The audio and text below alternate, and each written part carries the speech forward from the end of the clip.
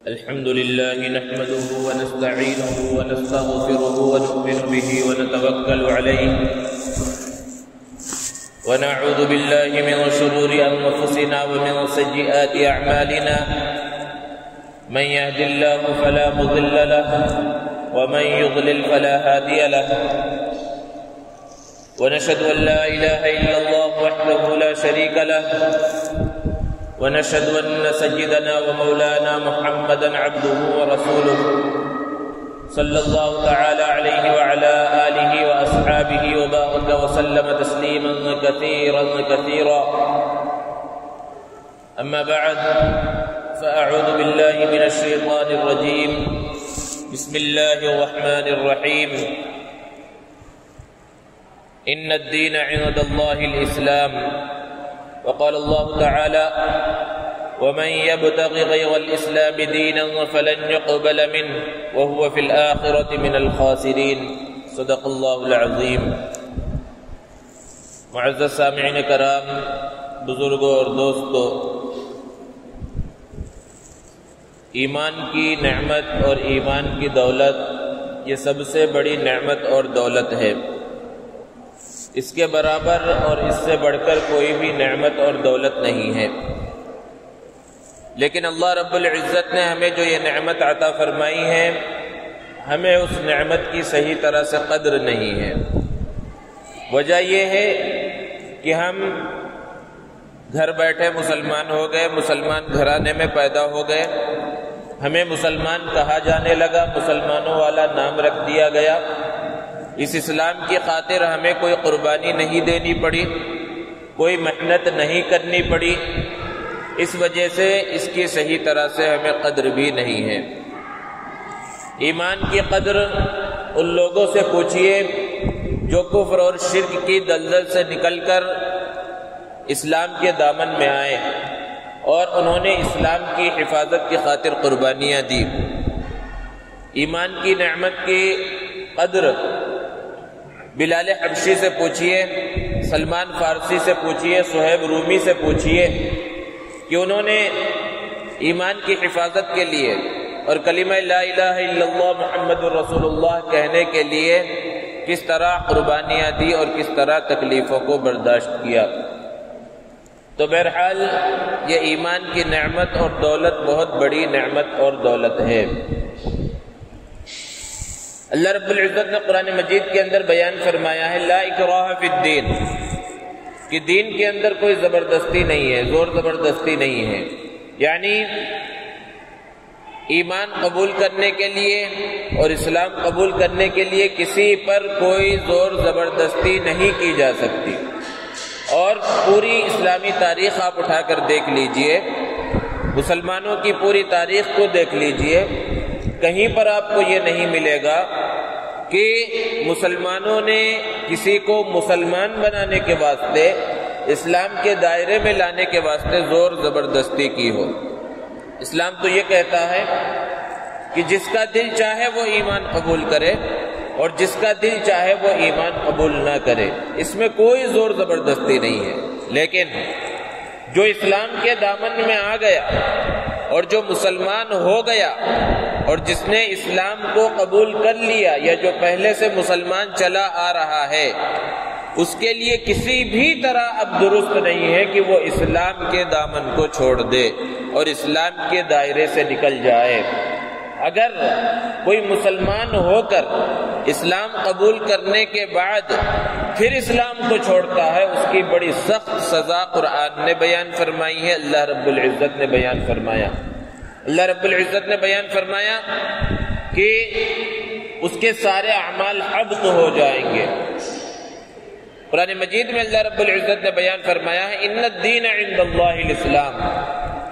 کہ قیامت کے دن جو دین اللہ کے نزدیک مقبول ہوگا وہ دین اسلام ہے، اور جو اسلام کے علاوہ کسی اور دین کے ساتھ، کسی اور مذہب کے ساتھ وہاں پر آئے گا تو اس مذہب کو ہرگز قبول نہیں کیا جائے گا۔ اللہ رب العزت نے ارشاد فرمایا وَمَنْ يَبْتَغِ غَيْرَ الْإِسْلَامِ دِينًا فَلَنْ يُقْبَلَ مِنْهُ، ہرگز اس کے اس کی جانب سے اس کو قبول نہیں کیا جائے گا، اور ایسے لوگ نقصان میں ہوں گے، گھاٹے میں ہوں گے، خسارے میں ہوں گے۔ یہی وجہ ہے کہ آپ دیکھیے کہ اللہ کے رسول صلی اللہ علیہ وسلم کے وصال کے بعد جب حضرت ابو بکر صدیق رضی اللہ تعالی عنہ کا زمانہ آتا ہے اور بہت سے لوگ مرتد ہو جاتے ہیں، اسلام کے دائرے کو چھوڑ دیتے ہیں، اور یہ وہ لوگ تھے جو لوگوں کے دیکھا دیکھی مسلمان ہوئے تھے، تو حضرت ابو بکر صدیق رضی اللہ تعالی عنہ نے اس فتنہ ارتداد کا مقابلہ کیا۔ ان سے مقابلے کے واسطے حضرت ابو بکر صدیق رضی اللہ تعالی عنہ نکلے۔ اس سے یہ پتہ چلتا ہے ایمان کی اہمیت کا، اسلام کی اہمیت کا، کہ اسلام کے دائرے میں آنے کے بعد پھر باہر جانے کا کوئی راستہ نہیں ہے۔ لیکن ہم دیکھیں، اپنے ارد گرد نگاہ دوڑائیں کہ ارتداد کا فتنہ کتنی تیزی کے ساتھ پھیل رہا ہے۔ ہر طرف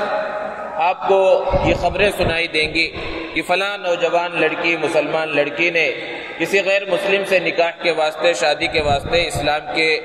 دامن کو چھوڑ دیا اور اس نے کسی اور مذہب کو اختیار کر لیا۔ سوشل میڈیا کے ذریعے، اخبارات کے ذریعے اور دیگر ذرائع کے ذریعے آپ کو یہ خبر پہنچتی رہتی ہے، اور یہ سلسلہ کوئی آج سے نہیں چل رہا کہ عشق معاشقے کی وجہ سے دو الگ الگ مذہب اختیار کرنے والے لوگوں نے آپس میں شادی کے لیے ایک کا اپنا مذہب چھوڑ دیا ہو۔ یہ کوئی نئی بات نہیں ہے، پہلے سے چلا آ رہا ہے، لیکن یہ واقعات جو ہوتے تھے، اکا دکا واقعات جو معاشقے پر مبنی ہوتے تھے، یہ آپ کو سننے میں آتے تھے۔ لیکن گزشتہ چند سالوں سے اگر آپ غور کریں تو پتہ چلے گا کہ یہ صرف عشق معاشقے کی بات نہیں رہی، بلکہ اب مسئلہ اس سے آگے بڑھ گیا ہے، اور باقاعدہ سازش کے طور پر محنت کی جا رہی ہے مسلمان لڑکیوں کے اوپر، نوجوان لڑکیوں کے اوپر، کہ ان کو اسلام کے دامن سے خارج کر دیا جائے۔ انہیں محبت کے ذریعے پھسلایا جاتا ہے، لالچ دی جاتی ہے، انہیں تحفے تحائف دیے جاتے ہیں، موبائل فون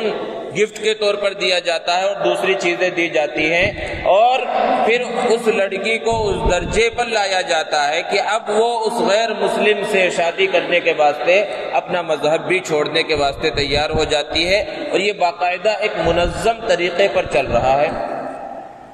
چند مہینے پہلے بعض اخبارات کے اندر اس کی رپورٹ بھی آئی کہ کس طرح بعض ہندو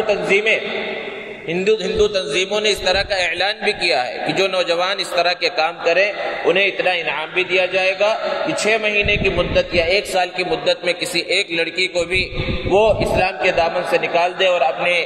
ساتھ وہ شادی کرنے پر راضی کر لے تو انہیں اتنا انعام دیا جائے گا، اور اتنے مہینے کے رہنے سہنے کا خرچہ انہیں مفت دیا جائے گا۔ کئی ہندی اخبارات کے اندر اس کی رپورٹ بھی شائع ہوئی، اور جو نوجوان اس میں مبتلا تھے اور بعض وہ پکڑے گئے تو انہوں نے اس جرم کو قبول بھی کیا۔ تو باقاعدہ ایک سازش کے طور پر ہندو تنظیموں کی جانب سے یہ سلسلہ چل رہا ہے، اور بدنام کسے کیا جا رہا ہے؟ لو جہاد کے نام پر مسلمانوں کو بدنام کیا جا رہا ہے۔ جگہ جگہ پر آج کل آپ لو جہاد کا نام سن رہے ہوں گے، اور بعض صوبوں کے اندر باقاعدہ آرڈیننس لا کر قانون پاس کیا گیا ہے اس طرح کہ مسلمان اگر کوئی لڑکا ہوگا اور وہ کسی غیر مسلم سے شادی کر لے تو اس کی زندگی کو اجیرن بنانے کے واسطے ایک قانون لایا گیا ہے، اور وہ اس قانون کے اوپر بعض صوبوں کے اندر عمل بھی ہو رہا ہے۔ حالانکہ اسلام کیا کہتا ہے؟ آپ اسلامی تاریخ کو اٹھا کر دیکھیے، شریعت مطہرہ کو دیکھیے۔ لو جہاد جب بھی کہا جاتا ہے، نیوز چینلوں پر آپ دیکھتے ہوں گے اس کے اوپر ڈیبیٹ ہوتی ہے، تو پوری ایک تاریخ بیان کی جاتی ہے کہ مسلمانوں نے اسلام کی اشاعت کے واسطے اسی طرح شادیاں کی ہیں، غیروں سے شادیاں کی اور اس سے اسلام کو پھیلایا۔ حالانکہ یہ بالکل غلط ہے اور سراسر الزام ہے۔ قرآن تو یہ کہتا ہے کہ کسی مسلمان مرد کا نکاح کسی مشرکہ عورت سے ہو ہی نہیں سکتا، اور کسی مسلمان لڑکی کا نکاح کسی مشرک مرد سے، کسی یہودی سے، عیسائی سے، کسی سے بھی نہیں ہو سکتا، یہ قرآن کہتا ہے۔ اگر اسلام یہ چاہتا اور مسلمان یہ چاہتے، شریعت یہ چاہتی کہ نکاح کے ذریعے اور شادی کے ذریعے اسلام کو پھیلایا جائے تو ایسی ممانعت تو وارد نہ ہوتی۔ شریعت میں تو ایسی ممانعت، سخت ترین ممانعت ہے کہ اگر دین کا اختلاف ہے اور یہ اختلاف ایسا ہے کہ لڑکی مسلمان ہے اور لڑکا کسی اور مذہب کا ماننے والا ہے، ہے تو کسی بھی حال میں شادی کی اجازت نہیں ہے۔ اسی طرح اگر لڑکا مسلمان ہے اور لڑکی غیر مسلم ہے یعنی وہ مشرکہ ہے تو اس کو شادی کی اجازت نہیں ہے۔ تو اسلام کی تعلیم تو یہ ہے۔ تو آپ کو جو ڈبیٹ کے ذریعے اور نیوز چینلوں کے ذریعے جو دکھایا جا رہا ہے اس کو سمجھنے کی ضرورت ہے کہ یہ سراسر اسلام کو بدنام کرنے کی سازش ہے۔ لو جہاد کا حوالہ کھڑا کر کے دوسری طرف سے جو اصل ہو رہا ہے کہ غیر مسلم نوجوانوں کی ایک بڑی تعداد کو تیار کیا گیا ہے کہ وہ مسلمان لڑکیوں کو عشق اور محبت کے چنگل کے اندر پھنسائے اور ان کو اسلام کے دائرے سے دور کر دے، ایمان کے دائرے سے ان کو نکال دے۔ اور ایسے واقعات آپ پڑھتے رہتے ہیں۔ حیدرآباد کے اخبارات میں چند مہینے پہلے یہ خبر چھپی کہ نلگنڈا کے اندر ایک لڑکی کسی غیر مسلم نوجوان کے عشق اور محبت کے اندر گرفتار ہوئی، اور پھر اس کے بعد جب لڑکے والوں نے اور لڑکے نے شادی کرنے سے انکار کر دیا تو اس لڑکی نے اس لڑکے کے گھر کے سامنے دھرنا دینا شروع کر دیا۔ تو وہاں پولیس والوں نے اور دیگر جو وہاں کے بڑے لوگ تھے ان لوگوں نے مل کر اس مسلمان لڑکی کا نکاح، اس مسلمان لڑکی کی شادی اس غیر مسلم سے کرا دی۔ اور پھر 6 مہینے گزرے تھے، وہ حاملہ بھی تھی کہ موقع ملا اس لڑکے اور لڑکے کے گھر والوں کو اس کا قتل کر ڈالا، گھر کے اندر اس کو مار دیا۔ اس کی تصاویر جو ہے اخبارات کے اندر چھپی۔ تو کیا ہوا اس واقعے کے اندر کہ محبت کے اندر، عشق کے اندر ایک لڑکی غیر مسلم کے گھر کے سامنے دھرنا دیتی ہے، بیٹھ جاتی ہے کہ اس سے جب تک شادی نہیں ہوگی میں کھانا نہیں کھاؤں گی، میں پانی نہیں پیوں گی، اور پھر اس کے بعد شادی کرا دی جاتی ہے۔ اور پھر نتیجہ کیا ہوتا ہے کہ نہ خدا ہی ملا، نہ وصال صنم، نہ ادھر کے رہے نہ ادھر کے رہے، نہ وہ شادی کامیاب ہوئی، نہ وہ محبت جس کے لیے اس نے دین اسلام کو چھوڑ دیا، ایمان کو چھوڑ دیا، قرآن کو چھوڑ دیا، اللہ کے رسول صلی اللہ علیہ وسلم کی محبت کو چھوڑ دیا، نہ دوسری جس چیز کے لیے چھوڑا نہ وہ ملا، نہ کوئی اور چیز اسے ملی۔ دنیا بھی برباد ہو گئی اور آخرت بھی برباد ہو گئی۔ اور پولیس اسٹیشنوں میں ایسے واقعات بے شمار آپ دیکھ سکتے ہیں کہ جب دو الگ الگ مذہب اختیار کرنے والے، الگ الگ مذہب رکھنے والے دو جب شادی کرنا چاہیں، لڑکا اور لڑکی، اور وہ کورٹ کے اندر جاتے ہیں تو فوراً انہیں شادی کی اجازت نہیں ملتی۔ یہ قانون ہے کہ اگر جب وہ کورٹ کے اندر شادی کی درخواست دیتے ہیں تو انہیں 1 مہینے کی مہلت دی جاتی ہے، اور نوٹس بورڈ کے اوپر دونوں کی تصویریں اور دونوں کے نام وغیرہ لکھ دیے جاتے ہیں کہ فلاں لڑکا یا فلاں لڑکی فلاں سے شادی کرنا چاہتا ہے یا چاہتی ہے، اور وہ نوٹس بورڈ پر 1 مہینے تک وہ تصویر لگی رہتی ہے۔ اور اس کا مقصد یہ ہوتا ہے کہ اگر دونوں کو یا دونوں کے گھر والوں کو کسی طرح کا کوئی اختلاف ہے تو 1 مہینے کے اندر اس کو حل کرنے کی کوشش کریں، پھر 1 مہینے کے بعد ان کو شادی کی اجازت مل جاتی ہے۔ آپ ایسے کورٹ کے اندر جائیں تو بے شمار ہر صوبے کے اندر، ہر علاقے کے اندر آپ کو ایسے بے شمار نوٹس بورڈ پر لگے ہوئے مل جائیں گے کہ فلاں مسلمان لڑکی نے کسی غیر مسلم کے ساتھ نکاح کے واسطے درخواست دے رکھی ہے۔ اور آپ کو چند دنوں میں، کچھ دنوں کے بعد سوشل میڈیا پر ایسے فارم بھی ملتے ہیں جس کے اندر یہ کسی مسلمان لڑکی کی تصویر ہوتی ہے، مسلمان نام ہوتا ہے، اور کسی غیر مسلم مرد کا نام ہوتا ہے کہ اس مسلمان لڑکی نے کسی غیر مسلم کے ساتھ نکاح کی درخواست دی ہے۔ یہ تصویر باہر کیسے آئی؟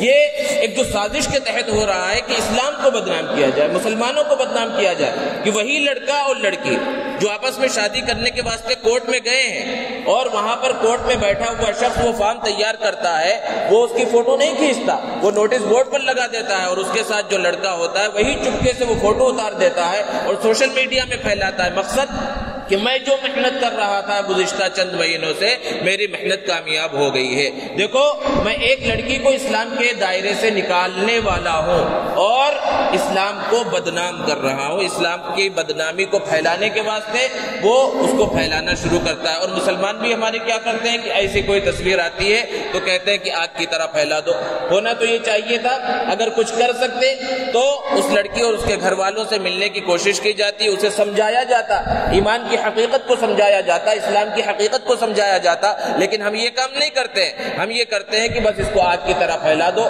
وہ آگ کی طرح کیا پھیلا رہے ہیں؟ اسلام کی بدنامی کو پھیلایا جا رہا ہے کہ لوگ کس طرح ہیں کہ شادی کے واسطے، پیسوں کے واسطے اسلام کو چھوڑ کر جانے کے واسطے تیار ہیں۔ یہ خود ہم کرتے ہیں، ہم پھیلاتے ہیں۔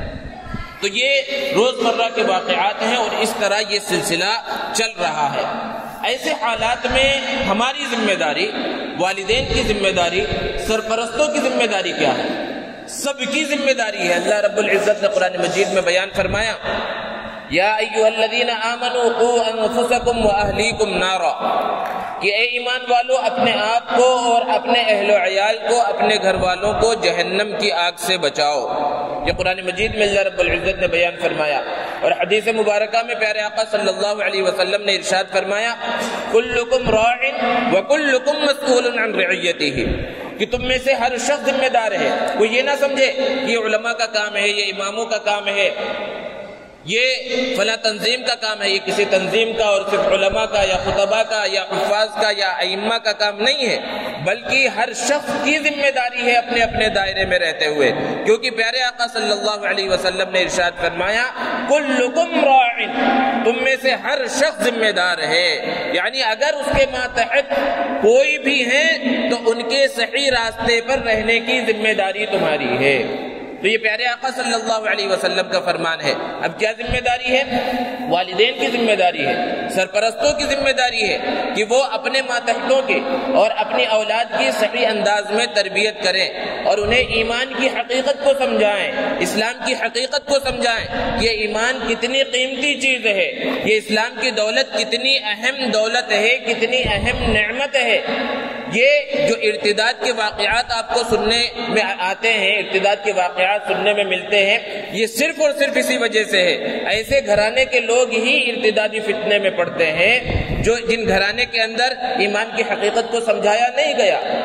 اسلام کی حقیقت کو سمجھایا نہیں گیا، اسلام اور ایمان کی حقیقت کو انہوں نے نہیں سمجھا، تو ایمان کو اور اسلام کو چھوڑنے کے واسطے وہ تیار ہو جاتے ہیں۔ اور آج باطل کی جو سب سے زیادہ محنت ہے وہ محنت یہی ہے کہ لوگوں کے ایمان پر ڈاکہ ڈالا جائے۔ عام طور پر آپ دیکھیں گے کہ اعمال کے اوپر زیادہ فتنے وارد نہیں ہوتے کہ کوئی اس طرح کھڑا ہوا ہو کہ بھئی ظہر کی نماز 4 نہیں 2 پڑھنا ہے یا 5 پڑھنا ہے،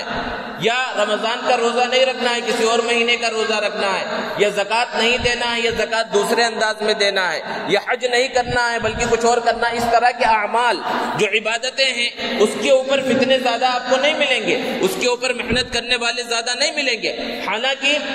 2 چیزیں ہیں، ایک ہے عقیدہ ایمان اور دوسرا ہے عبادت اور اعمال۔ اگر محنت اور کوشش کے اعتبار سے دیکھا جائے تو ایمان کے اندر اور عقیدے کے اندر بظاہر کوئی محنت نہیں ہے۔ عقیدہ بس یہ ہمیں یہ رکھنا ہے کہ بھئی اللہ ایک ہے، اللہ کے سوا کوئی عبادت کے لائق نہیں ہے، محمد صلی اللہ علیہ وسلم اللہ کے رسول ہے۔ اتنی بات اگر ہم سچے دل کے ساتھ کہہ لیں تو ہم مسلمان ہیں، اس میں زیادہ محنت کی ضرورت نہیں ہے۔ لیکن ہمیں عبادت کے واسطے محنت کرنی پڑے گی، نماز پڑھنا پڑے گا، نماز کے لیے سخت سردی کا موسم ہے، صبح میں اٹھنا پڑے گا، وضو کرنا پڑے گا ٹھنڈے پانی سے، مسجد چل کر آنا پڑے گا، رمضان کے اندر بھوکا رہنا پڑے گا، روزہ رکھنا پڑے گا، مال ہے تو مال کی محبت کے باوجود اس کو نکالنا پڑے گا، سفر کرنا پڑے گا آپ کو حج کرنے کے واسطے۔ تو عبادات کے اندر دیکھا جائے تو بظاہر بہت زیادہ محنت ہے، لیکن آپ کو جو فتنے ملیں گے وہ ان مشکل چیزوں کے اوپر آپ کو نہیں ملیں گے۔ کیوں؟ کیونکہ باطل اس بات کو جانتا ہے کہ اگر وہ جو آسان سی چیز ہے عقیدہ، جو آسان نظر آ رہا ہے حقیقت میں آسان نہیں ہے، اگر اس کے اوپر ضرب مار دی جائے تو یہ عبادات تو ویسے ہی ختم ہو جائیں گے۔ اگر عقیدہ صحیح نہ ہو، ایک شخص اللہ کو مانتا ہو نبی صلی اللہ علیہ وسلم کو نہ مانتا ہو، 1000 نمازیں پڑھے، 1000 روزہ رکھے، 1000 زکوٰۃ دے، 1000 حج کرے، اس کی کوئی عبادت قابل قبول نہیں ہے۔ اس لیے آپ دیکھیں گے کہ جو بھی فتنے آتے ہیں، طرح طرح کے فتنے، وہ فتنے کون سے ہوتے ہیں؟ ایسے فتنے ہوتے ہیں جن کی ضرب سیدھے سیدھے ہمارے عقیدے پر پڑتی ہے، ہمارے ایمان پر پڑتی ہے۔ مرزا غلام احمد قادیانی نے ختم نبوت کا منکر تھا اور اس کے بعد اس نے نبوت کا دعویٰ کیا، نماز وہ بھی پڑھتا تھا، اس کے ماننے والے بھی نماز پڑھتے ہیں، بظاہر ان کی عبادت گاہیں موجود ہیں۔ تو وہ فتنہ کس چیز پر، وہ ضرب کس چیز پر پڑی؟ ہمارے عقیدے کے اوپر پڑی۔ گزشتہ چند سالوں سے آپ سن رہے ہیں شکیل بن حنیف کا فتنہ کہ وہ بظاہر نماز سے نہیں روکتے، ان کے جو تبلیغ کرنے والے ہیں وہ اچھے خاصے مشرع لوگ ہیں، دیکھ کے پتہ چلے گا کہ یہ تو حفاظ ہیں، علماء ہیں، وہ ساری چیزیں کر رہے ہیں، عبادات کے اندر جو بھی مشغول ہیں، نمازیں بھی پڑھ رہے ہیں، لیکن وہ کس چیز کے اوپر وہ فتنہ پھیلا رہے ہیں؟ ایمان سے دور کرنے کی کوشش کر رہے ہیں۔ جو عقیدہ ہے، بنیادی عقیدہ اللہ کے رسول صلی اللہ علیہ وسلم کے آخری آخری نبی ہونے کا، اور حضرت عیسیٰ علیہ السلام وہ آخر میں آنے والے ہیں، اس کے اوپر وہ گمراہی پھیلا رہے ہیں۔ اور گزشتہ چند دنوں سے اور ایک فتنہ سننے میں آ رہا ہے، گوہر شاہی فتنہ ان علاقوں کے اندر پھیلا ہوا ہے، پمفلٹ تقسیم کیے جا رہے ہیں، کسی اور شخص کو جو پڑوس ملک کا ہے، جو مر چکا ہے، وہ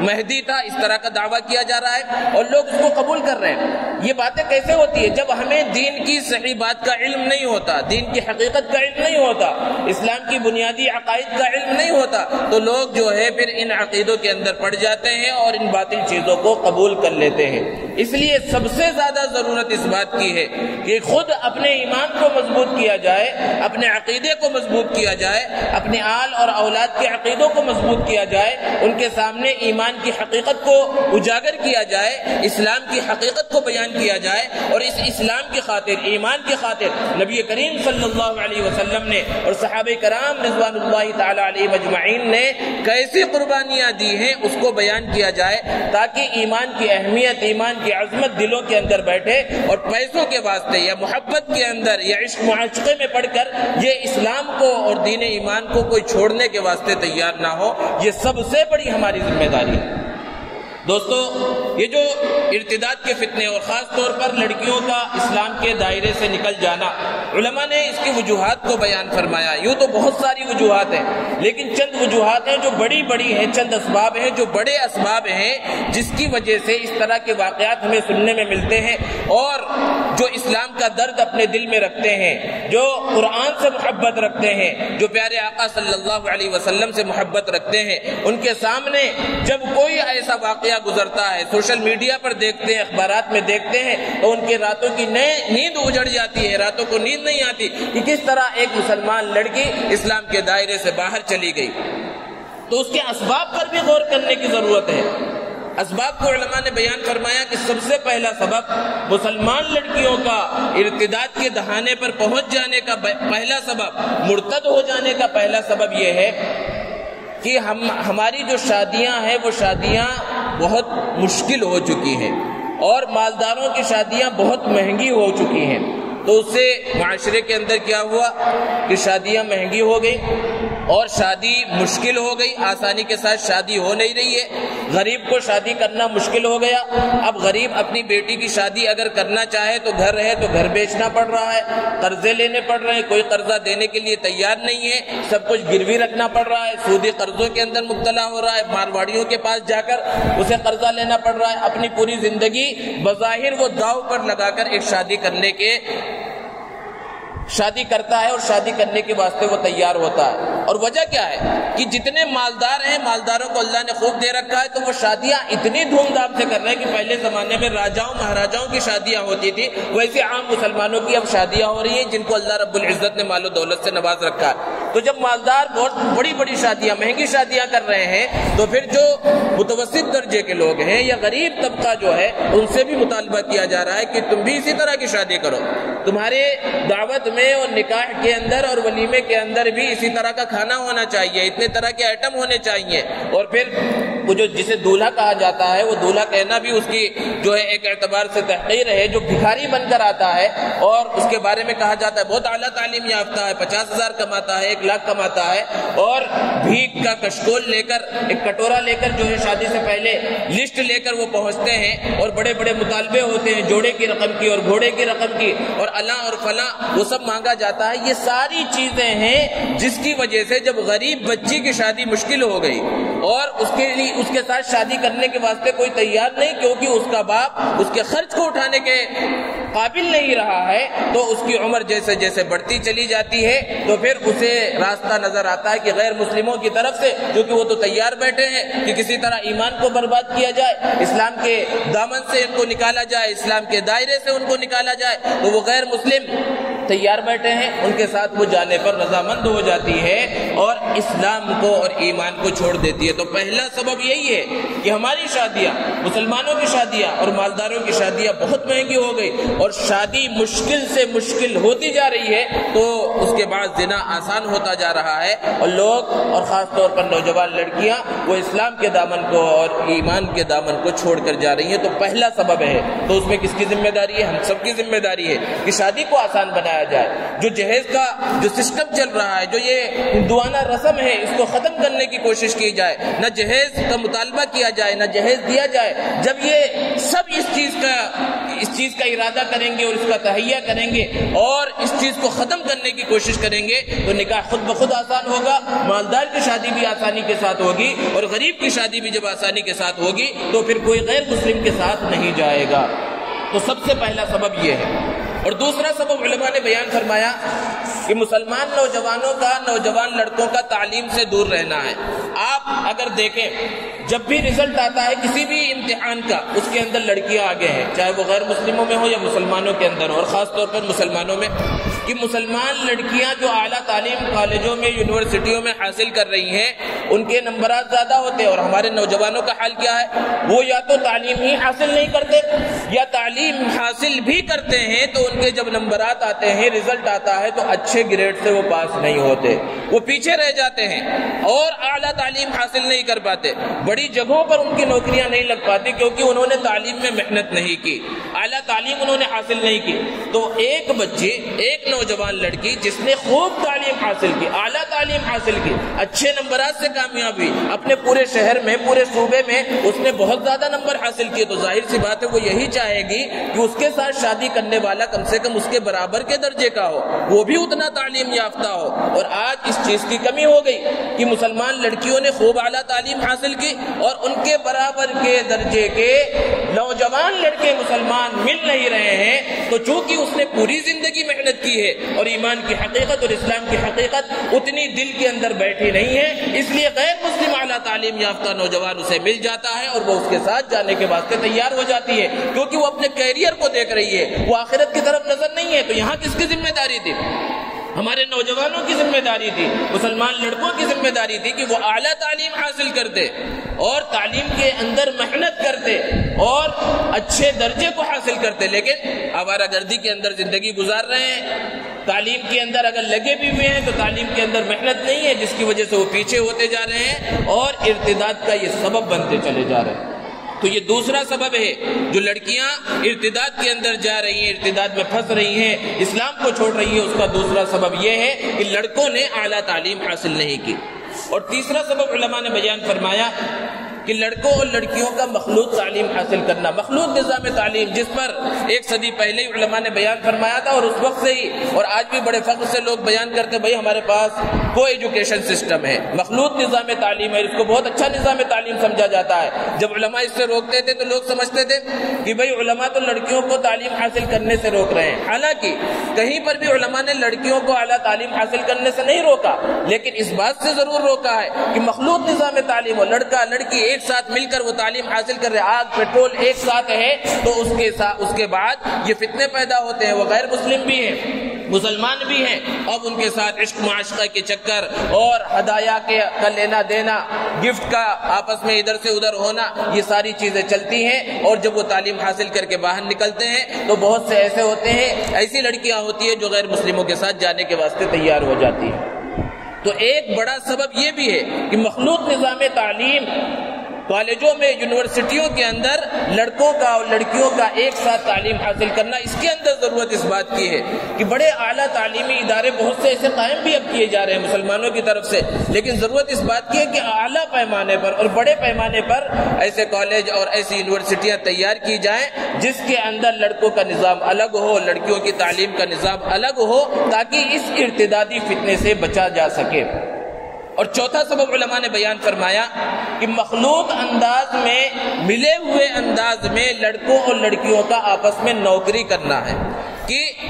لڑکیاں بھی بہت سی جگہوں پر مسلمان لڑکیاں کسی بھی مجبوری کی وجہ سے وہ نوکری کر رہی ہیں، اور خاص طور پر کال سینٹروں کے اندر، اور پھر اس میں کس طرح کی ترتیب ہے ہر ایک کو معلوم ہے کہ خاص طور پر رات میں وہ نوکریاں ہوتی ہیں، اور کس طرح ہے کہ ایک ہی کیب کے اندر لڑکا اور لڑکی سفر کر رہے ہیں، وہاں جس جگہ پر نوکری کرنے جانا ہے وہاں تک وہ جا رہے ہیں، وہاں پر وہ انہیں تنہائی مل رہی ہے، بات چیت ہو رہی ہے، ساتھ میں کھانا پینا ہو رہا ہے، اور پھر ساتھ میں ہی واپسی ہو رہی ہے اسی کیب کے ذریعے، اسی کار کے ذریعے، تو پھر اس انداز میں تو آگ اور پیٹرول کا ملاپ ہو رہا ہے۔ تو وہاں پر بہت سے ایسی مسلمان لڑکیاں ہوتی ہیں کہ وہ کال سینٹروں پر اور مخلوط انداز میں نوکری کرنے کی وجہ سے وہ غیر مسلموں کے ہتھے چڑھ جاتی ہے۔ ان کا مقصد یہی ہے کہ انہیں بہلایا جائے، پھسلایا جائے گفٹ کے ذریعے اور الاں فلاں کے ذریعے، اور وہ اس میں کامیاب ہو جاتے ہیں، اور پھر ہم اخبارات کے اندر وہ خبریں دیکھتے ہیں، اور پھر ایسی شادی آگے چل کر کامیاب نہیں ہوتی، وہ یا تو خودکشی کر لیتی ہے یا اسے مار دیا جاتا ہے۔ ایسے واقعات روزانہ کی بنیاد پر ہو رہے ہیں۔ تو ہماری بہت بڑی ذمہ داری ہے، ہر ایک کی ذمہ داری ہے، ہر شخص کی ذمہ داری ہے کہ وہ اپنے گھرانے کی فکر کرے۔ بہت سے واقعات اس طرح روزانہ کے سننے میں آتے ہیں کہ مسلمان لڑکیاں جو ایسے مسلم محلوں کے اندر رہتی ہیں وہ پردہ بھی کرتی ہے، برقع بھی پہنتی ہے، لیکن ایسے واقعات خود ہوتے ہیں، لوگ دیکھتے ہیں اور اس کو اخبارات میں ہی بیان کرتے ہیں، اور آپس میں بھی اس کے بارے میں وہ مذاکرہ کرتے ہیں کہ محلے سے، جس محلے میں رہتی ہے وہاں سے تو برقع پہن کے نکلی، اور ان کا عاشق کہیں محلے کے باہر موجود ہے، اور وہاں پر پہنچتی ہے اور برقع نکل جاتا ہے، اور پارکوں میں اور ادھر ادھر جو ہے گھومتی پھر رہی ہے۔ اسلام کی بدنامی، مسلمانوں کی بدنامی، یہ سب کیوں ہو رہا ہے؟ کیونکہ ہم نے صحیح انداز میں ان کی پرورش نہیں کی، ان کی دیکھ بھال نہیں کی، اور موبائل فون یہ بے حیائی کا ایک ذریعہ ہے اور فحاشی کا ایک ذریعہ ہے، وہ ہم نے کھلے عام تعلیم حاصل کرنے والے بچوں اور تعلیم حاصل کرنے والی بچیوں کو دے دیا ہے۔ اب تو بہرحال تعلیم کے اندر بھی استعمال ہو رہا ہے، لیکن اس کی نگرانی نہ کرنا اور یوں ہی کھلی چھوٹ دے دینا، یہ سارے اسباب ہیں ان سب چیزوں کے ارتداد کے پھیلنے کے اور فتنے ارتداد کے بڑھ جانے کے۔ اس لیے ضرورت اس بات کی ہے کہ ہر شخص اپنی ذمہ داری کی فکر کرے، اور ہر شخص اپنے گھرانے کی، اپنے محلے کی فکر کرے، تو انشاءاللہ اللہ کی ذات سے امید ہے یہ جو ارتدادی فتنے نظر آ رہے ہیں یہ ختم ہو جائیں گے۔ اللہ رب العزت ہمیں عمل کی توفیق عطا فرمائے۔ وآخر دعوانا الحمدللہ رب العالمین۔